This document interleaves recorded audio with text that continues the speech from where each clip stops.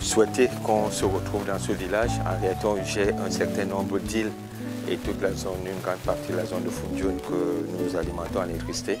Mais ça, c'est un petit village que nous avons alimenté et qui n'est pas très loin de Dakar. Et donc, c'est pour cela que j'ai préféré t'amener ici. Donc là, on a un système solaire qui est très simple. C'est ce que nous appelons une biwatt et autres. Et là où je pourrais simplement dire que nous, on est légèrement en avance, c'est que nous avons une accumulation en lithium. On ne travaille plus dans nos mini-grids avec des batteries gel ou même... on ne travaille jamais avec l'acide, ni avec des batteries gel, ni même avec les OPZV. Nous travaillons aujourd'hui davantage avec des batteries lithium. Et là, on a un système que nous appelons la biwatt. En réalité, on peut même y raccorder un certain nombre de choses et autres. Et cette installation aujourd'hui a une capacité de pouvoir être visualisée complètement à Dakar. Donc quand nous rentrerons sur Dakar, je pourrai vous montrer la courbe de production et de développement de ce système solaire qui alimente tout ce village. Et je dirais un des avantages aussi, je pourrais peut-être l'ouvrir ici pour que vous puissiez voir à l'intérieur tous les systèmes qui sont avec les cartes électroniques de communication, dont on a l'onduleur et autres. Et nous avons ici un système solaire qui alimente la totalité du village, mais en souterrain. Vous avez pu le remarquer, il n'y a pas un seul fil électrique qui est visible dans ce village. Tous les fils sont en souterrain. On les a fait passer avec des câbles spéciaux pour permettre à ce que les jeunes qui sont des jeunes enfants et autres, qui ne se retrouvent pas avec des poteaux électriques et autres, et qui se retrouvent dans une situation où on a davantage de sécurité. Et ici aussi, pour pouvoir optimiser l'utilisation de l'énergie par tout le monde, ce système limite l'intensité qui est attribuée à chacune des concessions. Ça veut dire que si vous venez avec des plus grosses télés et autres, votre système s'arrêtera tout seul pendant que les autres reçoivent. Et quand on veut avoir un équipement du village, on développe un équipement commun. Par exemple, vous voyez là, le congélateur. Le congélateur est une puissance qui dépasse un frigo, qui dépasse la totalité des lampes et des ventilateurs. Donc, ça devient un équipement commun. Et ils ont donc acheté leur congélateur qu'ils ont mis ici. Parce que pour nous venir en Afrique, c'est aussi développer un certain nombre de sens. C'est aussi développer un certain nombre, je dirais, de fonctionnements qui étaient des fonctionnements ancestraux et qui marchaient très bien. Ici, il y a la communauté et la communauté a toujours marché. Ils ont par exemple la coopérative, vous voyez là, il vient de faire un record d'arachide. Donc on va la garder ici. Personne ne va la voler parce qu'elle appartient à tout le village. Donc ils ont un congélateur qu'ils vont utiliser pour tout le village. Et ça aussi, ça crée un lien. Les enfants vont jouer ensemble. La plupart du temps, ici au Sénégal, ils mangent dans une seule assiette et autres. Chacun prend sa cuillère et il n'y aura personne qui va essayer de manger tout le plat. Et ça crée quand même un sens de communauté. Et moi, je me pose la question aujourd'hui, est-ce que ce n'est pas ça qui fait en sorte que le Sénégal fonctionne légèrement un peu mieux que chez nous par rapport au développement, parce qu'on a quand même le sens de la communauté, le sens de l'union, le sens du développement commun et autres. Et peut-être, moi j'en rajoute toujours un tout petit plus, un tout petit peu plus, peut-être aussi le service militaire, peut-être en l'instaurant au Cameroun, ça pourrait aussi peut-être davantage consolider ce sens de la communauté. Au Cameroun et dans d'autres pays qui ressemblent au Cameroun, il n'y a pas que le Cameroun. Hein. Effectivement. Parce que, dites-moi, monsieur Conjoint, quels sont les pays que vous ambitionnez de raviter avec ces systèmes en Afrique noire francophone? Toute l'Afrique. On a commencé avec le Sénégal, on a déjà commencé en Guinée, au Niger. Guinée-Conakry. Oui, Guinée-Conakry, Niger. Là, je reviens du Togo et autres. On a des activités que nous voulons développer au Gabon. Et il y a le Cameroun aussi. Donc aujourd'hui, pour nous, on voudrait davantage se positionner sur l'Afrique francophone. Donc la totalité de l'Afrique francophone, que ce soit Afrique de l'Ouest ou Afrique centrale, ça nous intéresse. Bon.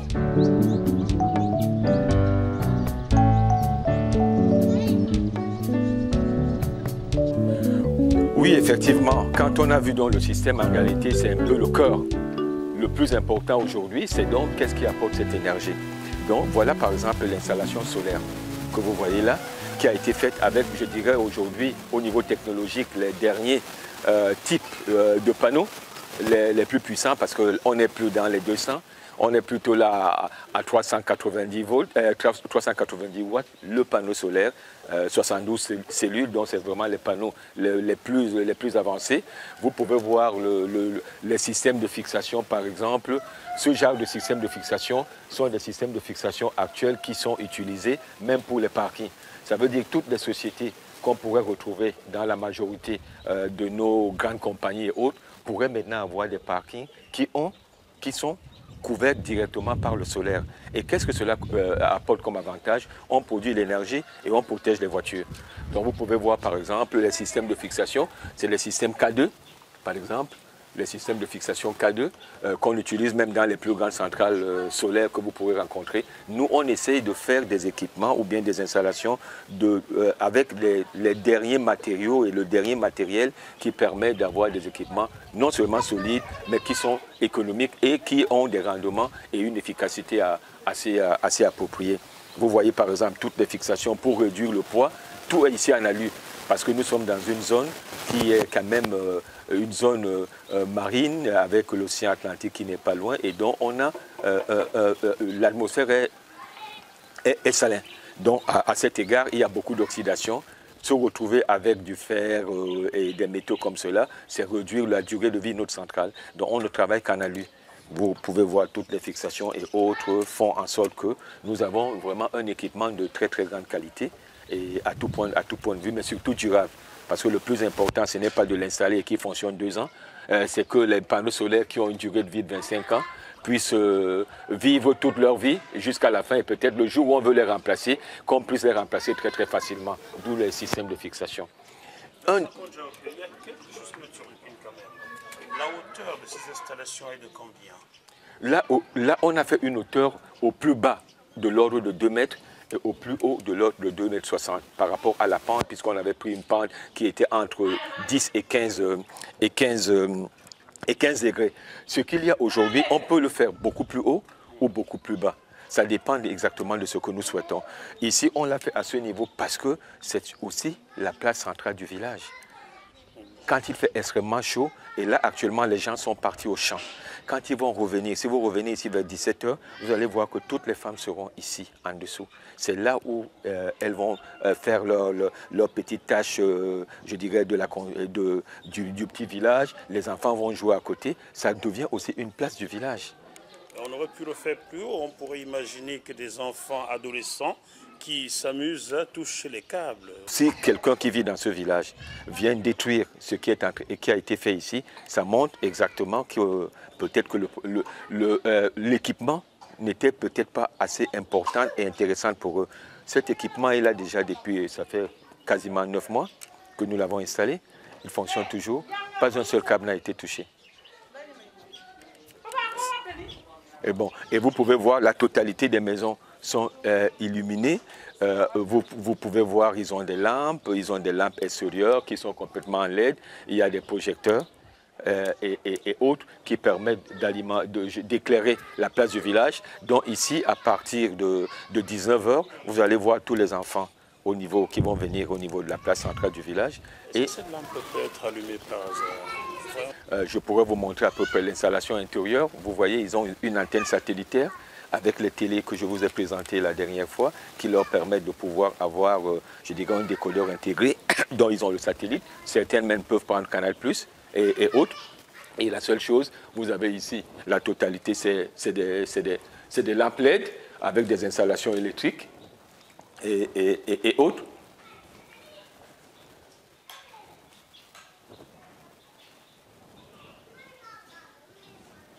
C'est allumé? Hein?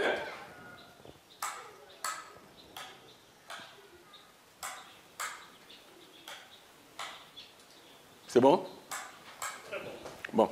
Et nous, ici, quand on a travaillé... On peut continuer? Oui. Donc là, ils ont démonté la télé parce qu'ils sont sortis. Quand on a travaillé, vous pouvez voir que même les disjoncteurs sur lesquels on a alimenté sont des Schneider. Donc c'est la qualité. On n'a travaillé que sur des produits de qualité, même si c'est des gens qui vivent dans des villages et n'ont pas les moyens suffisants pour pouvoir. Il leur faut aussi quelque chose qui leur permet de vivre dans la sécurité. Pour nous, il est très important qu'ils aient la sécurité, que quelqu'un ne soit pas électrifié, simplement parce qu'il est important de réduire les coûts ou alors de leur faire une installation qui est à la mesure ou au niveau de leur capacité financière. Non, il leur faut un produit qui leur permet aussi de vivre autant que quelqu'un qui vivrait en ville. Et ici, par exemple, ils ont leur télé qui vont venir installer là d'ici quelques instants quand ils vont rentrer des champs et autres. Et vous allez voir ici, une grande partie du village viendra voir la télé à ce niveau, parce que la télé, ce n'est pas dans toutes les maisons. La télé, on choisit là où on peut la mettre. Je vous ai parlé des équipements communs. De l'autre côté, on a le congélateur. Et ailleurs, on mettra quelque chose d'autre. Et ça fait en sorte que toutes les maisons du village sont utilisées de manière collégiale. Là, actuellement, je dirais, nous sommes à peu près 160 km de Dakar. Bon, il faut quand même savoir qu'on a fait à peu près 100 km d'autoroute. Hein. on a fait 100 km d'autoroute et on a fait 40 km de goudron. Hein. La seule partie qui n'est pas goudronnée, qui nous permet d'entrer dans ce village, est moins de 400 mètres et on n'a été que sur du bitume depuis, effectivement.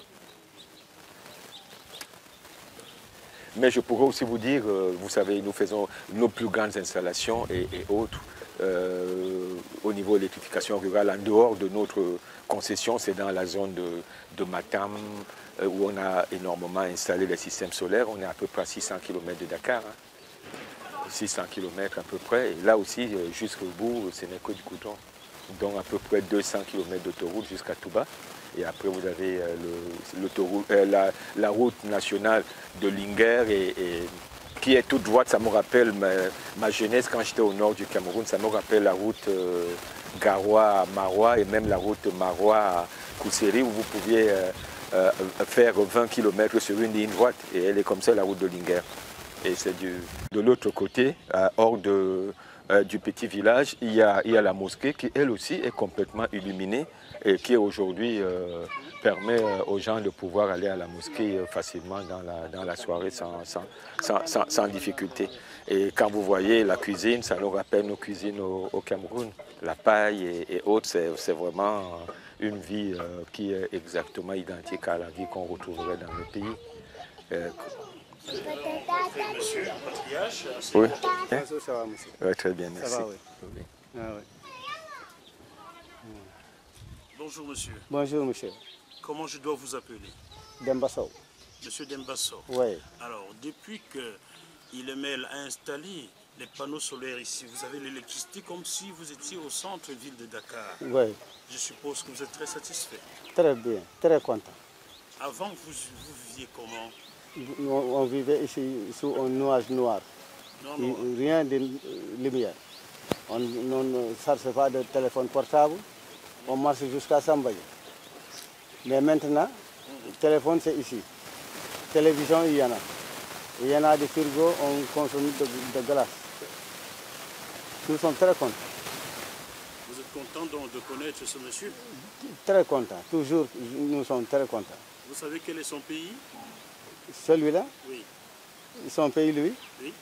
c'est Cameroun ou non? C'est Cameroun. Et il est venu au Sénégal donner la lumière alors qu'au Cameroun, il n'a pas donné de lumière là-bas. Il n'a pas donné lumière à Cameroun, il nous a donné ici. Oui. Ça, c'est... Il est très gentil. C'est un homme qui est très gentil. Merci beaucoup. Oui. Merci. Je suis content, très content. Très bien. Oui. Allez, Ouais. merci. Hein. Si Allez. je pouvais parler bon français. Non, vous parlez déjà bon français. Je ça. Ah bon. Très très bien. Et encore, j'étais content avec lui parce que j'ai vu la terre comme ça. Ah bon. Oui.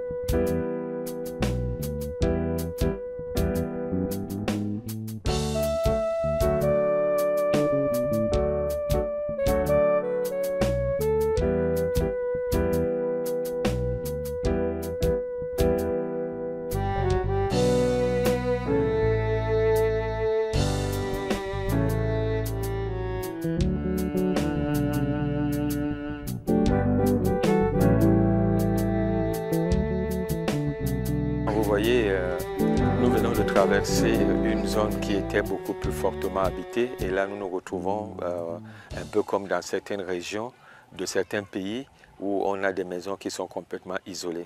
Et quand on a une maison isolée comme celle-ci, en réalité on ne peut pas utiliser toujours un mécanisme de mini-grid, surtout avec les moyens limités. Donc on a ce qu'on appelle des systèmes individuels, ceux que je vous ai présentés la dernière fois, et des systèmes donc prépayés. Et voici quelqu'un qui, pour lui, voulant avoir l'électricité avec une télé, a été contraint de prendre un système prépayé, et vu ses ressources financières limitées. Et donc on va essayer de voir un peu son installation, voir, c'est vraiment le prototype d'une maison normale avec une place centrale, beaucoup de chambres, et où il est important d'avoir un minimum de lumière, une télévision pour la totalité des familles qui vivent ici. Et à cet égard, je vais vous montrer à peu près le système solaire qu'il y a ici. Mais ou alors, Bakary, tu pourras peut-être venir nous le présenter. Approche-toi vers moi. Bakary est un peu mon responsable de ce secteur. Donc, c'est lui qui va nous présenter le système solaire qui fonctionne ici.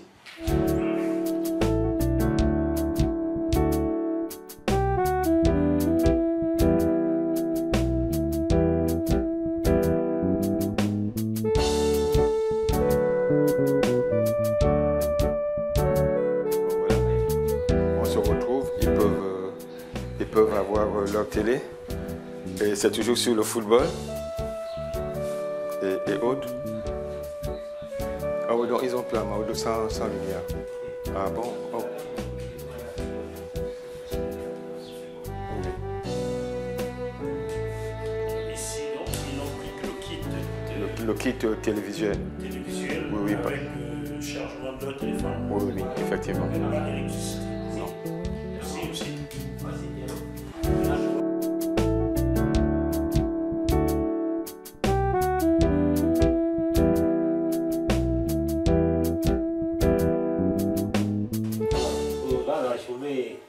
On amène les batteries au niveau de la centrale pour les charger. Une fois chargé, la nuit, chacun pourra récupérer sa propre batterie dans sa chambre et brancher sa lampe. Et éventuellement, il y a une autre prise aussi, si tu peux brancher ton téléphone aussi. C'est une entrée USB, USB. Qui nous donne cette électricité. Voilà, c'est ça. Et l'autre, ça possède. Et cette ampoule a deux positions. Oui. Donc, il y a la position là qui est pour l'éclairage et peut-être pour dormir. On peut réduire d'une certaine manière avec le même interrupteur. D'accord. Ça veut dire que dans un village comme celui-ci, oui, vous pouvez laisser allumer s'il vous plaît pour vous éclairer.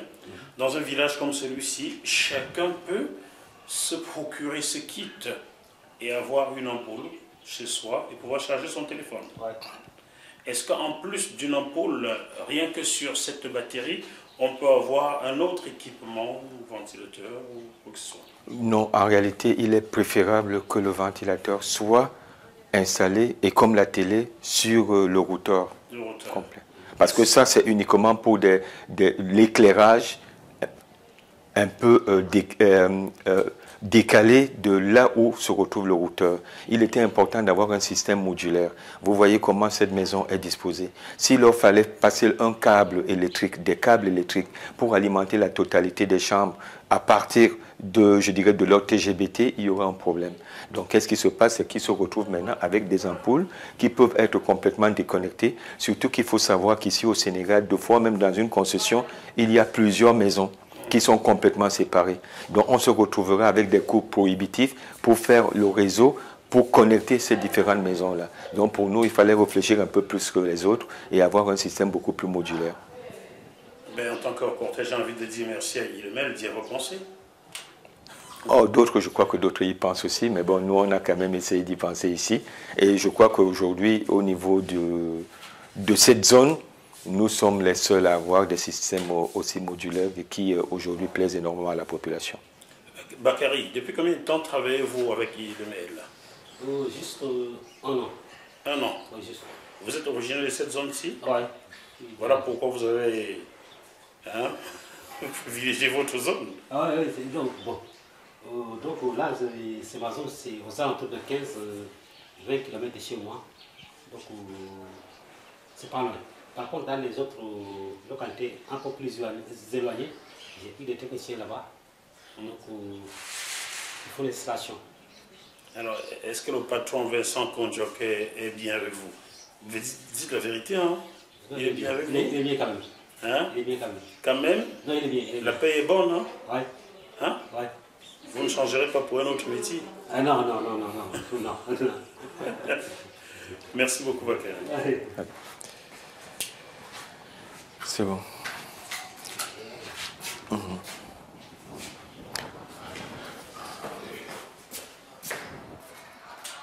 Donc là, les batteries sont en train de se recharger. Et le secteur, le routeur alimente. Et nous avons le mat de foot qui est ce qui les intéresse le plus. Et ce qui est aussi important, c'est d'avoir des gens ici qui sont formés, qui savent utiliser cela, qui savent le recharger, qui savent d'une certaine manière même. Ce qui est le cas de Bakary. Oui. Ce qui est votre cas, vous avez été formé pour ça alors, hein? Ça fait plus de 20 ans que je suis dans le solaire. Dans le solaire, Oui, plus de 20 ans. Oui, plus de 20 ans. J'ai la travaillé dans le plus grand projet du Sénégal. Bon, c'est bon? C'est en train de charger là.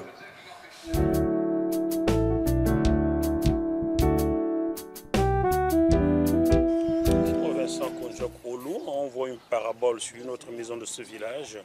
Je suppose que c'est toujours un système solaire qui l'alimente. Oui, effectivement.